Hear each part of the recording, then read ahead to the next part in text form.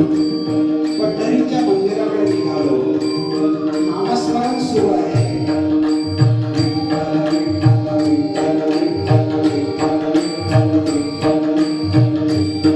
नामस्मरण काय सुरू ठेवायचं आहे तर वाराणसी झाली जी मासा, गोदावरी एक दिवसा, पंढरी पाऊल परिसेला, ऐसा कसा नामाचा.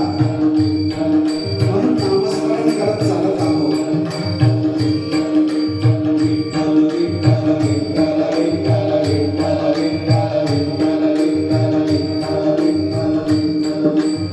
मंदिराजवळ आलो.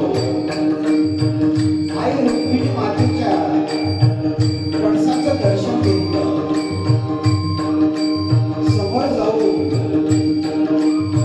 परमात्मा पांडुरंगाचा अगदी थोडासाच कळस दिसतो, त्याचं दर्शन घेतलं आणि नामदेव पायरीजवळ आलो. नामदेव पायरीकडून चंद्रभागेकडे जात आहोत. नामस्मरण सुरू आहे.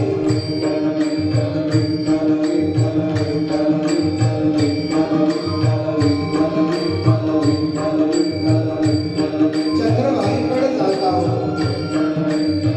पंढरीचा वास, चंद्रभागे स्नान, माणिक दर्शन विठोबाचे घ्यायचे आहे. मार्गक्रमण करत चंद्रभागेकडे जात आहोत. चंद्रभागेच्या काठावर पोहोचलो.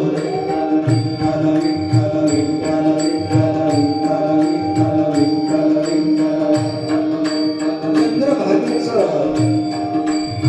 डोळा भरून दर्शन घेतलं. अवधीच तीर्थे घडली एक वेळा, चंद्रभागा डोळा देखलिया. चंद्रभागेचं फक्त दर्शन घेतल्याने सर्व तीर्थाचं दर्शन झालं. प्रयागराजमध्ये डुबकी चंद्रभागेमध्ये दर्शनाला झाली. गंगेचं स्नान चंद्रभागेच्या दर्शनाला झालं. सप्त नद्यांचं स्नान, सप्त समुद्राचं स्नान चंद्रभागा फक्त डोळा भरून पाहायला झालं. समोर जाऊन आता चंद्रभागेमध्ये सुस्नात झालं आणि आता परमात्म्याच्या दर्शनाला जायचं आहे. परंतु परमात्मा म्हणतो आधी माझ्या भक्ताचं दर्शन घ्या, पुंडलिकाचं दर्शन घ्यायचं आहे. त्याशिवाय परमात्म्याचं दर्शन रुजू होणार नाही. चंद्रभागेचं पाणी घेतलं, पुंडलिकाला अर्पण केलं. आपल्या आई वडिलांच्या नावाने, गुरूंच्या नावाने पाणी अर्पण केलं.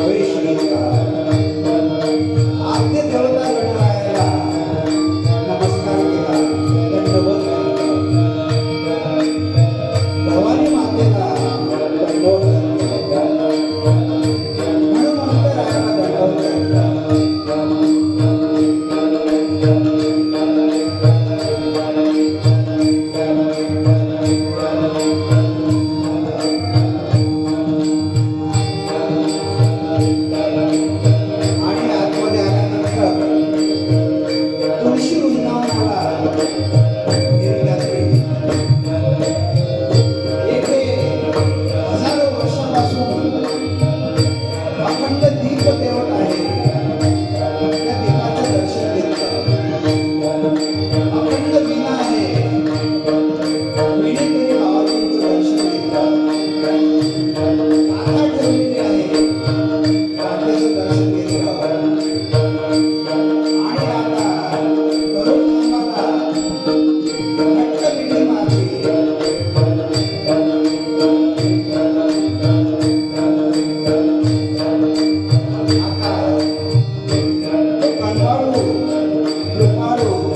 परमात्मा पांडुरंग त्याच्या गर्भगृहामध्ये आपण जाणार आहोत. जय विजयाची परवानगी घेतली आणि त्या परमात्म्याचं दर्शन होणार. अंगावर रोमांच उभे राहिले. डोळ्यातून अश्रू आले. तो परमात्मा, तो पांडुरंग मला भेटला. कडकडून त्याला मी मिठी मारणार. त्याच्या चरणावर डोकं टेकवणार. जय विजयाची परवानगी घेतली आणि आतमध्ये गेलो. आतमध्ये तो राजेश सुकुमार मदनाचा पुतळा, तो परमात्मा पांडुरंग आपल्या समोर उभा आहे. चरणावर मस्तक ठेवलं. त्याचा कृपेचा प्रकाश आपल्यावर पडला. कृतकृत्य झालो.